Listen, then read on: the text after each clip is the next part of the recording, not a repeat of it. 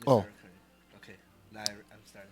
now that Jaxo's recording now, we're going to give our call to Ben Gold, the first video game champion in the world. Let me see something here. And we're going to interview him and talk about competitive gaming yesterday versus today. And Jaxo will make that call in a second. It's going to make that sound. Boop, boop, boop.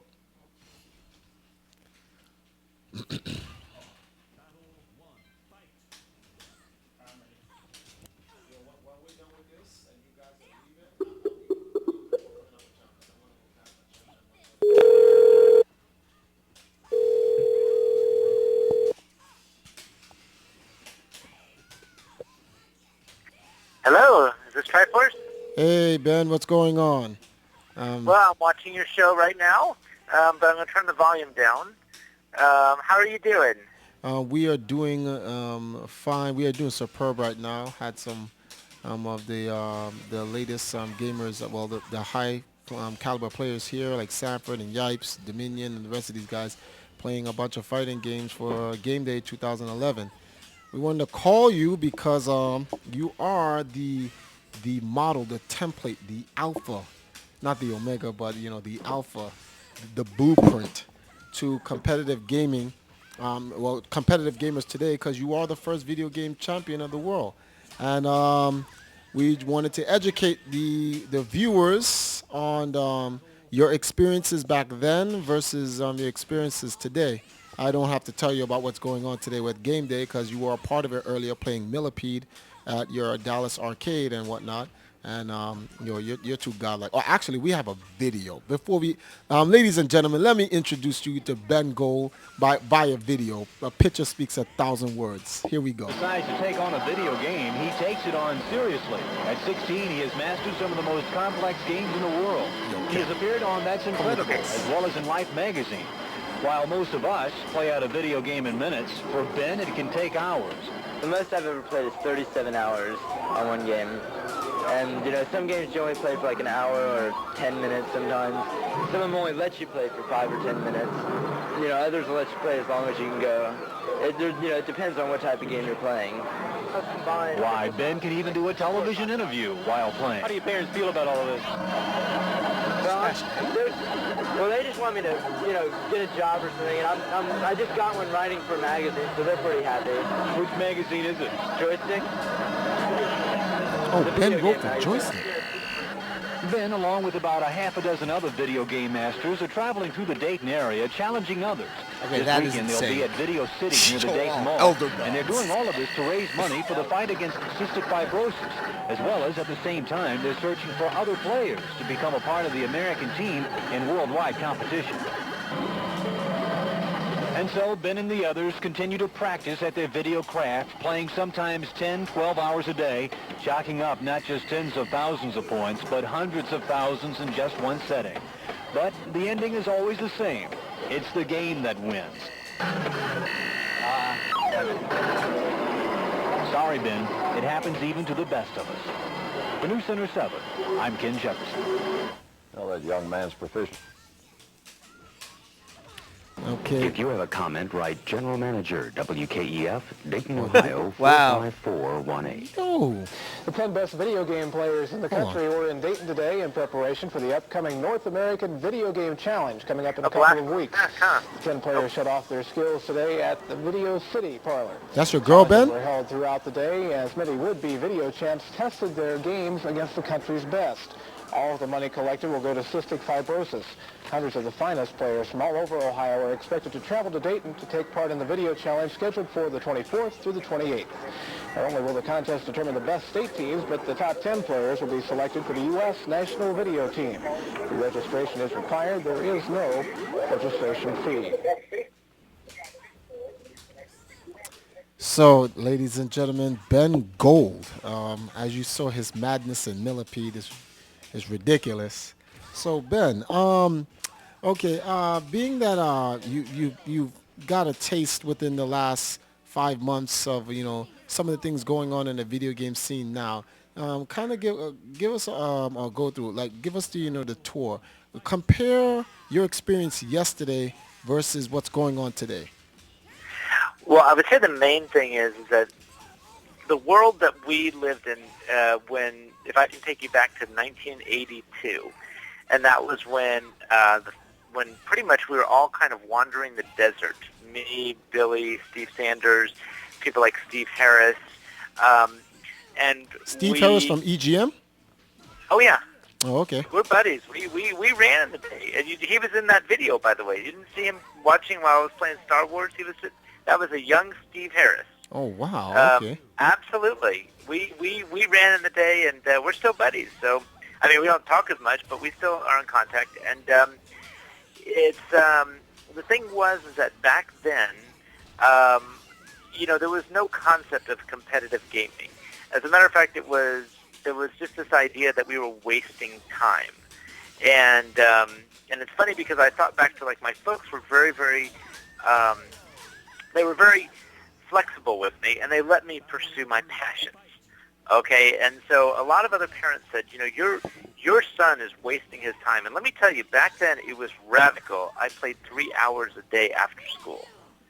Okay, I played 3 hours a day after school, and I would play 4 or 5 hours a day on the weekends. And I was considered to be radical a player, like I'm just wasting my life away. I mean, because I did schoolwork, I did sports, I did everything, and then what's left over, I played video games. Well, but I played every step. But that still happens today. If you spend 2 hours playing video games, you're a loser. It's not really accepted. But you see, the difference is that today there's people that play 24 hours and they don't think about it. I mean, I see a lot, like my son, if I let him on the computer, he'd play 10 hours straight. Not even, just give me food and I'll go to the bathroom and that's it. And so that's kind of the difference is that back then we didn't have online. And so the first issue that happened is that there was certain limits. I mean, you could only play at the arcade because all the home games stunk. You know what I'm saying? A lot of the Atari stuff came out maybe in 84, 85, the better stuff. But I mean, I remember in 82, 83, I did have some home games, but they're not, the arcade was where it was at. The other thing is that, so I mean, I see people playing a lot more. What I played back then is far less than what, was extreme by then, but is pretty tame by today's standards. The other thing is that there was this disconnect between the manufacturers and the players. And so, for example, the problem is that when maybe I'd spend $100 to get good at a game like Stargate or Defender. Mm-hmm. Okay, and in a sense, it was kind of neat because it was virgin territory. This is something that the gamers that try to play the retro games today, they'll never experience what we did, which is when Pac-Man first came out, and nobody knew how to play it, and nobody knew if it was even a good game. And we just put our quarters in, and we figured it out. And so the thing was is that it was very difficult to monetize because as we got better, the arcade owners hated us. So they were very happy when we spent that first $80, and they didn't like it when we spent our next 20, and we tied up the game for 2 or 3 hours at a time. And so without online connectivity, it's very difficult to monetize. So that was a huge thing there that in a sense when the manufacturers, we would go and bringing Steve Harris back, he was one of the first guys with an idea saying, hey, let's talk to the producers, the manufacturers, and give them the player's point of view and actually give them feedback. And when we'd go to these shows where they would show new games, the manufacturers looked at us like we were crazy because they said, you're not our customers. The arcade owners are our customers. Mm.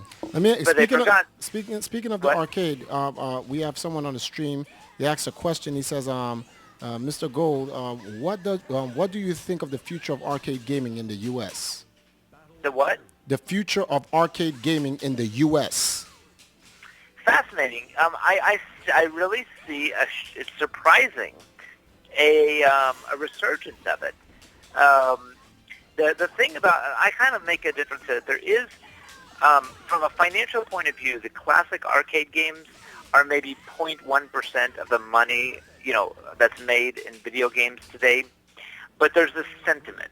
There's this gut reaction that when someone sees a Pac-Man machine, it reminds them of their childhood. And I think there's this resurgence of this people wanting to go back to their childhood. And they think of Donkey Kong, Pac-Man, for me, Millipede. Those are games of our childhood. And so it is a very interesting dynamic because I'm surprised when I'm listening to these webcasts that people are there is this going back. And what Triforce, what you and I want to do is to kind of create this what do you call it, this combination where there's this understanding that there is a common heritage, that the PC games today do have something. They learn from the lessons from the arcade games in the past. Well, this is true.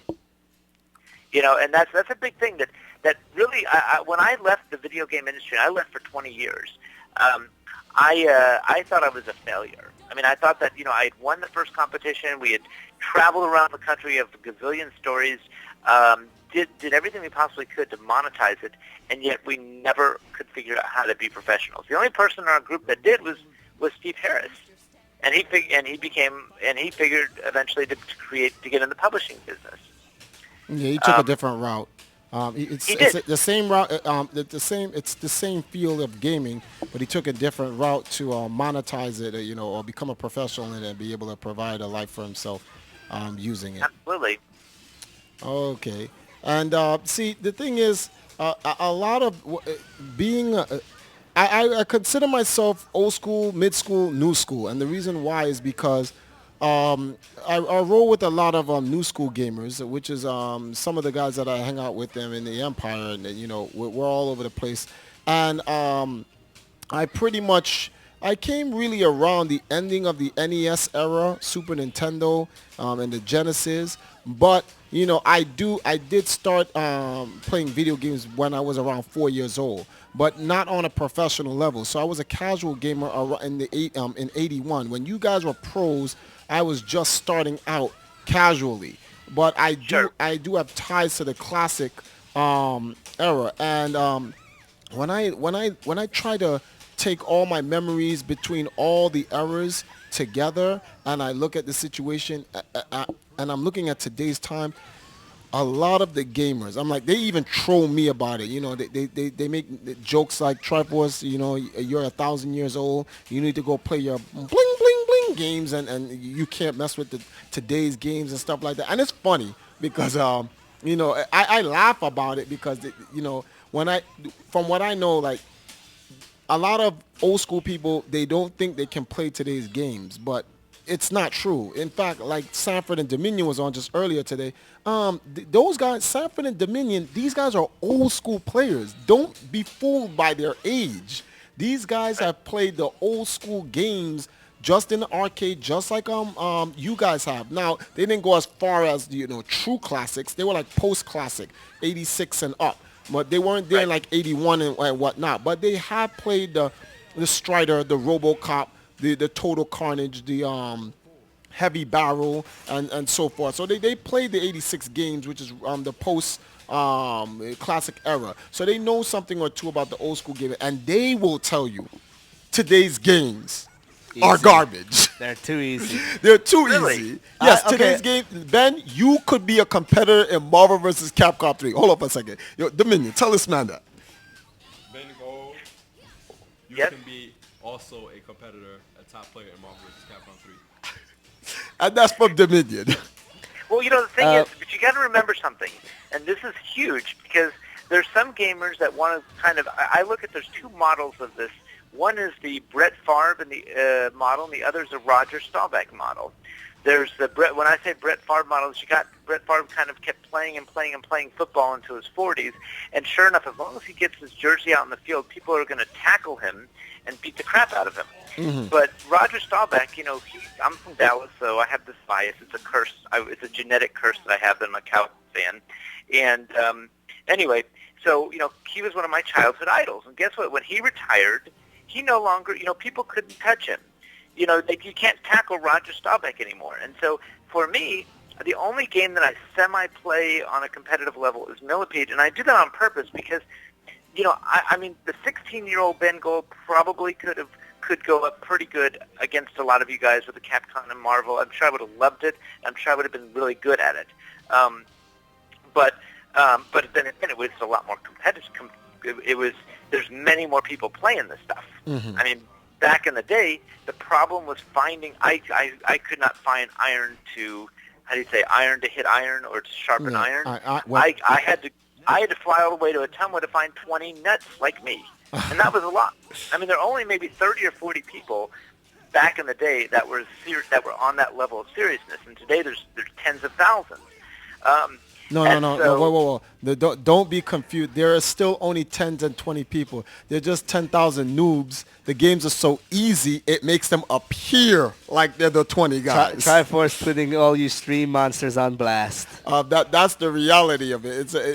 It's I'm not lying about it. Like these games are so easy now. The other 10,000 bums can just be just as great as the 20 elder gods, so to speak. well, I mean, I could test your theory out. The only problem is that, my wife would probably divorce me if I went back and tried to, like, beat some high scores or become competitive in gaming. I mean, if I can make $100,000 or whatever, then I'm sure she'd forgive me.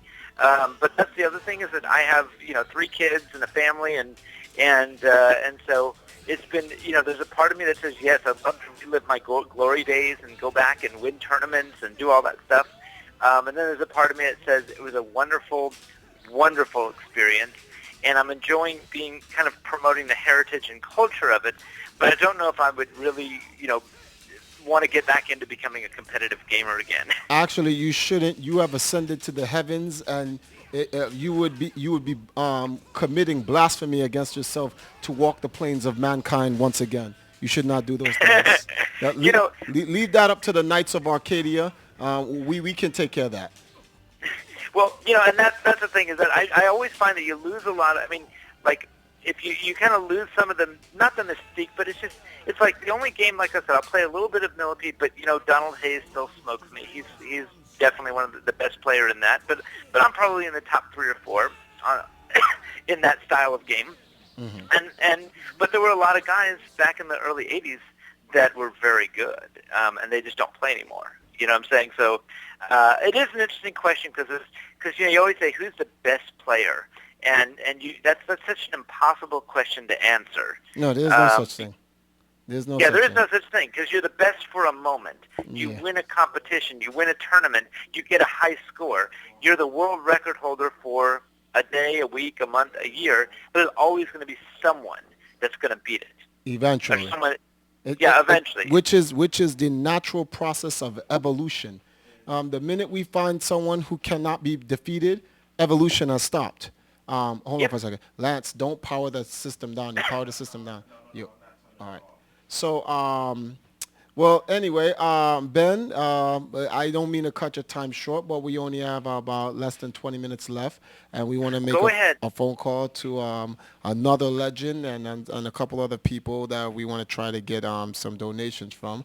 But, ladies and gentlemen, Ben Gold, first video game champion in the world, and we hope to see more. Well, actually, we're going to see more of your efforts towards the heritage and the culture of gaming. So.